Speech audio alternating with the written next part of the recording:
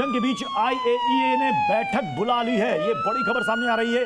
IAEA ने कल एक बैठक बुलाई है, इमरजेंसी मीटिंग। जंग के मौजूदा हालात पर अब चर्चा की जाएगी। ईरान इजराइल जंग पर यह बड़ी अपडेट सामने आ रही है और ये बड़ी इंपॉर्टेंट मीटिंग होगी। प्रत्युष होगी इंटरनेशनल एटॉमिक एनर्जी एजेंसी जो है वो अगर ईरान में कल एक मीटिंग करती है और उसके न्यूक्लियर प्रोग्राम को लेकर के, न्यूक्लियर एनर्जी प्रोग्राम को लेकर ही शिकायत है अमेरिका और इजराइल दोनों को कि प्रोग्राम हमें कामयाब नहीं होने देना है। और इंटरनेशनल एटॉमिक एनर्जी एजेंसी की मीटिंग अगर कल होती है, डीके पांडे साहब, हम इसमें क्या मानकर चले सर?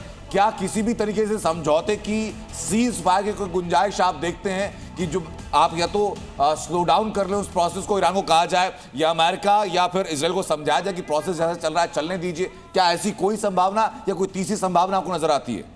देखिए, दो महत्वपूर्ण बातें मैं कहना चाहूंगा। पहली बात तो मेरे ख्याल से एक देश को छोड़कर सभी दुनिया के देश चाहते होंगे कि ये जो है हमला जो है, जो लड़ाई हो रही दोनों की, जो तनाव है वो समाप्त हो जाए। वो देश है इजराइल, जो नहीं चाहेगा कि जब तक उसकी मिलिट्री ऑब्जेक्टिव पूरे नहीं हो उसको छोड़े। जहां तक बात है कि आईएईए की बात है, ये बहुत बड़ी बात, बहुत बड़ा डेवलपमेंट है। दो बातें इसके अंदर फिर आती हैं कि या तो आईएईए ने कुछ ऑब्जर्व किया है इस युद्ध के दौरान में, जहां पर कि न्यूक्लियर बैलेंस को डिस्टर्ब करने का प्रयास किया गया है या बैलेंस हो गया है, वो क्योंकि अभी खबरें पूरी आई नहीं है। और दूसरी बात कि क्या संभावनाएं हो सकती हैं आगे, क्योंकि जब अमेरिका या अमेरिकी समर्थक देश इन न्यूक्लियर ऑप्शन की तरफ जाएं, हमें पता है कि गिराल जो है वॉरशिप है उसमें न्यूक्लियर कैपेबिलिटी है, जहाज उनके हैं सारे न्यूक्लियर कैपेबल हैं, B2 तैयार है, उसमें न्यूक्लियर बॉम्ब आ सकते हैं। तो बहुत सारी संभावनाएं हैं, उससे इनकार नहीं किया जाता है। लेकिन क्या ईरान में ऑलरेडी कुछ डैमेज हुआ है, इसके बारे में कहीं किसी एजेंसी ने रिपोर्ट नहीं किया है। लेकिन आईएईए अगर कर रहा है तो कुछ इनपुट उनको मिले होंगे, क्योंकि आईएईए भी वहां पर ईरान में भी स्वच्छंद नहीं है जाने के लिए।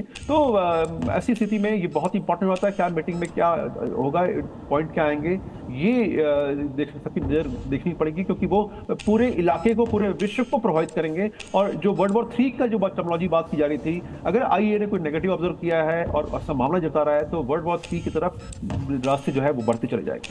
लेकिन आप जिस नेगेटिव पहलू की बात कर रहे हैं वो नेगेटिव क्या हो सकता है? नेगेटिव दो चीज बताने, या तो ऑलरेडी किसी न्यूक्लियर ठिकाने को डैमेज कर दिया गया और रेडिएशन शुरू हो गया है, और या दूसरा है कि कुछ ऑलरेडी न्यूक्लियर वेपन ईरान ने अपने एक्टिवेट करने के लिए एक कदम बढ़ा दिया, और दोनों दशाओं में न्यूक्लियर वेपन्स को यूज करने की संभावना बढ़ जाती है। तो इसके मद्देनजर जरूरी है कि पहले आगाह कर दिया जाए दुनिया को कि भाई कुछ होने वाला है, अब आप या तो शांति लाइए या इनको रोकिए या कुछ ऐसा करिए कि ये न्यूक्लियर रेडिएशन न हो इस क्षेत्र में।